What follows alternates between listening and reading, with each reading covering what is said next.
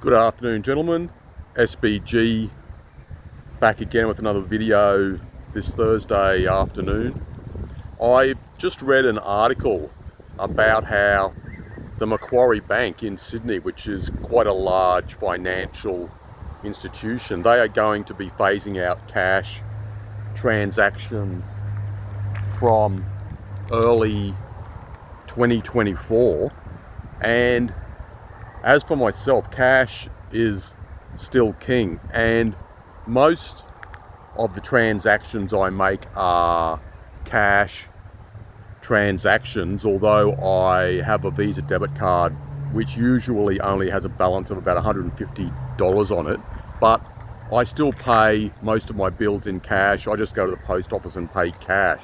So I'm a bit old-fashioned, I guess, in that sort of regard, but just wondering, are many of you guys still in favor of cash? I've always felt more comfortable using cash, and I really don't like the idea of a cashless society in the future. And I know there was this big move toward no cash during all the coronavirus stuff, and a few times I went to a paint shop where I used to buy quite a lot of paint and they refused cash. So that was a bit annoying, a bit frustrating, but I went to another shop about 15 kilometers away and they gladly took the cash. So there are still quite a few businesses around which are very in favour of cash. Just a jet going across. I'm right near the flight path here. So cash is still popular in some areas, but I really hope that there'll be a pushback against this cashless type of society, and I feel especially a lot of older people are against it. At the bank I go to, I still see a lot of people over 50 withdrawing cash, so at the teller. So I don't think that it's only 13% of Australians using cash, as it said in this report that I was just reading. But anyway, I just want to talk about something else quickly, and that is for men who are blue pill guys who are still dating in 2023.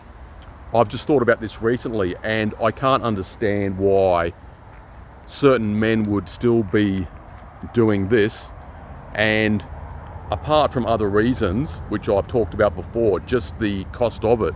And I go to a Taiwanese cafe that sells Western food. I've spoke about that before, but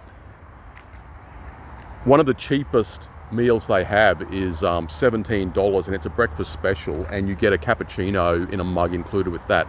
So that's pretty good value. But a lot of their dishes are between $18 to about $22, $23, and that's one of the cheaper places now. And there's nothing flash about this place. The food is great and it's very clean, but just the restaurant cafe itself is nothing flashy or spectacular. But I'm thinking if some guys are out there still dating and they go on one date, that's going to be like a minimum $50. If they date the same girl twice in 1 week, that's going to be like $100. And I just don't understand why any guys would still be doing this. If you go to a proper, like, official sort of restaurant, it could be like $70 to $100. So, and maybe more with drinks.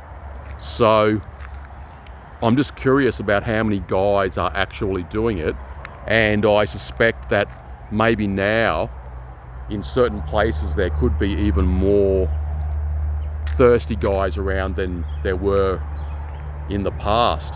But when I go out, when I'm out and about, I see quite a lot of men who are in their late 20s, early 30s, eating alone. Maybe they're just having a coffee, or they might just have a basic meal. But for a lot of them, I don't see any women with them.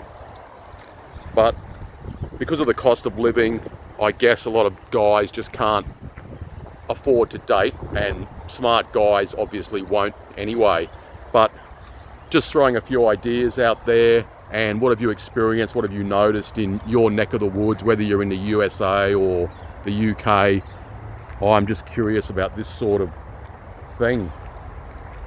But even cafe meals are becoming expensive, and I go to one other place besides the Taiwanese place, and their meals are $2 or $3 more. So it's not cheap to eat out now, and even fast food is becoming quite expensive. Anyway, guys, let me know what you think and give us a bit of feedback as usual, and I'll talk to you later.